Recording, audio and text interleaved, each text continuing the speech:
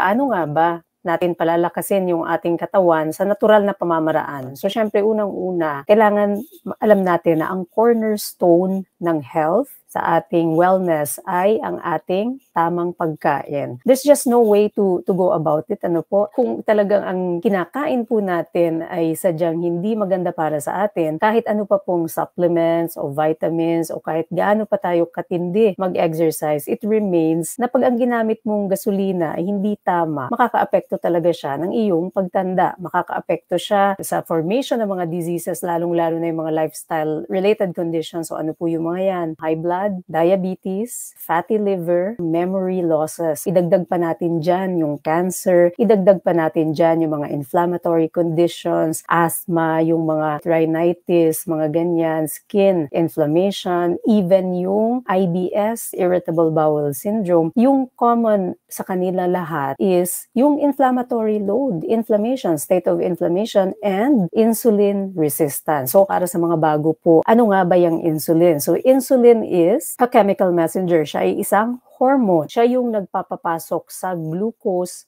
para ito ay makapunta sa loob ng cells. Kapag nakapasok na yung glucose, yan ang gagamitin na enerhiya. Ngayon, ang kagandahan sa lifestyle natin dito sa low carb fasting lifestyle, yung gagamitin nating fuel ay hindi masyado tayo nagre-rely sa glucose. Of course, we still produce glucose. May mga sistema sa katawan na kailangan talaga yan. Pero tayo ay maaaring gumamit din ng taba. So fat burning, fat adaptation, fat fuel. Ano naman yun? Yun ay sa pamamagitan ng ketone bodies na tinatawag. Yun po yung mahalagang pundasyon nitong lifestyle na ito po. So ito yung dahilan kung bakit itong food guide natin ay nakabase doon sa insulin effect.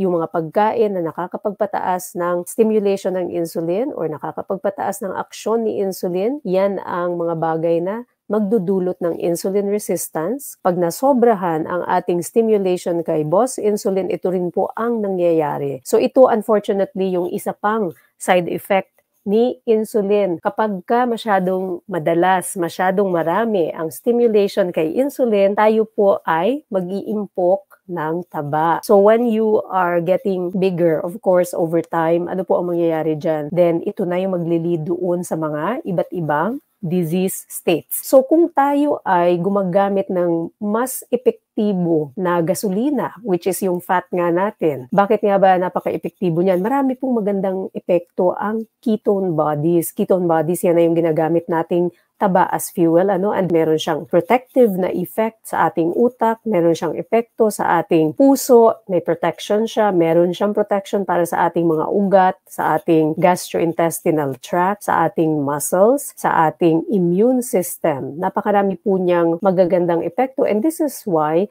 you feel yung mga tinatawag po nating non-scale victories. Anong ibig sabihin ng non-scale victories? Ito yung mga nararamdaman nating pagbabago sa katawan natin na magaganda na hindi ito nakasalalay sa timbang. And ito nga, yung lifestyle natin na ito ay natural na pamamaraan para lumakas yung ating katawan. Imagine kung gumagamit ka ng mas efficient na fuel, ang katawan mo ay mas lalakas. And in fact, na-prove po ito sa maraming research na ang low carb fasting lifestyle, lalong-lalo na yung component ng fasting, ito ay nakakatulong sa pagpapahaba ng buhay. Hindi lamang basta mahaba ang buhay, kundi functional ka rin.